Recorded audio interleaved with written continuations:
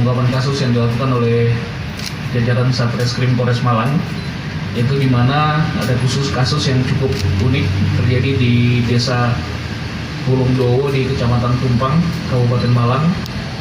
Ada seseorang yang berusaha melakukan penipuan dengan mengaku sebagai seorang gus atau sebagai seorang tokoh agama yang terkenal dari Kalimantan Selatan, kemudian menipu beberapa orang yang berkeinginan untuk minta tolong diberangkatkan haji oleh gus ini.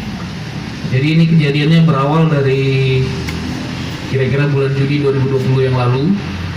Itu ada pengajian di tempat pesantren Gus Nurul di Kecamatan Tumpang.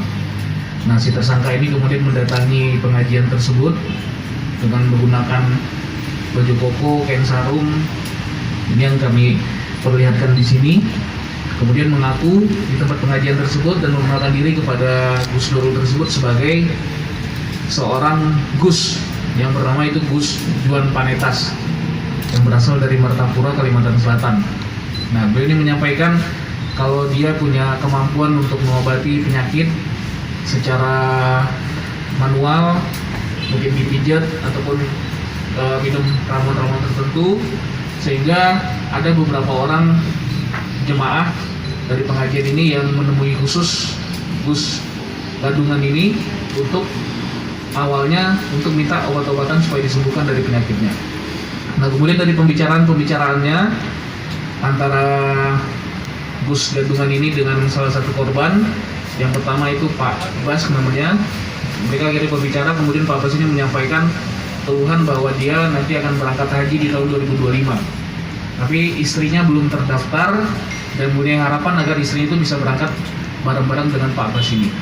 Nah, si Gus Gadungan ini mulai mengeluarkan jurus tipuan-tipuannya, menyampaikan kalau dia punya teman di kantor Departemen Agama Pusat di Jakarta, kemudian bisa diberangkatkan lebih awal dan bareng-bareng dengan istrinya, dan sehingga akhirnya korban tergiur dan mau mendengarkan arahan ataupun permintaan dari Gus ini.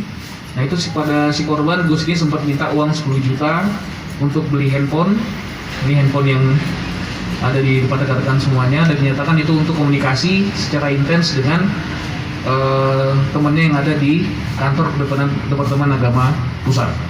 Kemudian pertemuan selanjutnya si Gus ini juga minta uang lagi kepada si korban sebesar 12 juta rupiah. Nah, ini kepada korban yang pertama. Kemudian korban yang kedua juga sama, menjanjikan untuk bisa berangkat haji lebih cepat. Kemudian si korban dimintai duit 25 juta rupiah. Dan akhirnya ini informasi ini berkembang terus ke jemaah-jemaah yang lain. Akhirnya ada 3 orang jemaah lagi yang sempat tertipu dan sempat mengeluarkan uang dengan kisaran antara 15 sampai 20 juta rupiah. Nah, akhirnya setelah sekian lama baru si korban ini menyadari bahwa dia tertipu, dia ditipu oleh Gus Gadungan ini dan melaporkan kepada kepolisian, itu pihak Polres Malang dan Polsek Tumpang. Akhirnya setelah kita lakukan upaya penyidikan, Gus Gadungan ini bisa kita amankan karena yang bersangkutan kebetulan juga tinggal di Kecamatan Pakis di desa Sumber Pasir, dan bisa diamankan kemudian dibawa ke Polres Malang untuk dilakukan proses lebih lanjut. Demikian. Komandan, berapa kali komandan melakukan aksi penipuan? Apa hanya 3 kali atau memang khusus untuk penipuan haji? Untuk yang penipuan haji ini dia mengakui sudah 5 kali melaksanakan 5 korban yang ditemukan di Kecamatan Tumpang. Tapi kita yakin di tempat-tempat lain juga sering melakukan dengan berbagai modus operandi yang berbeda. Seperti tadi yang disampaikan di mana? Di Pakis, kemudian di Pasuruan dan beberapa tempat lainnya, dengan cara tipu daya muslihat untuk meyakinkan orang lain. Akhirnya orang tersebut berusaha menyerahkan sejumlah uang kepada si pelaku ini. Seorang diri komandan? Seorang diri, dia melakukannya sendiri dan tidak melibatkan pelaku yang lain. Uang hasil kejahatan ini, pengakuan dari si tersangka, dipergunakan untuk senang-senang, untuk kepentingan pribadi, dan tidak sama sekali pernah diperuntukkan untuk kepentingan pengurusan haji dari korban-korban tadi. Kemudian juga pengakuan dari si tersangka ini bahwa dia juga sudah pernah melakukan di berbagai tempat lainnya, tapi dengan modus operandi yang berbeda. Ancaman hukuman yang kita kenakan yaitu pasal 378 junto pasal 372, ancaman hukumannya maksimal 4 tahun penjara. Sarana pelaku menyakinkan korban ini apakah juga saling mengenal atau gimana?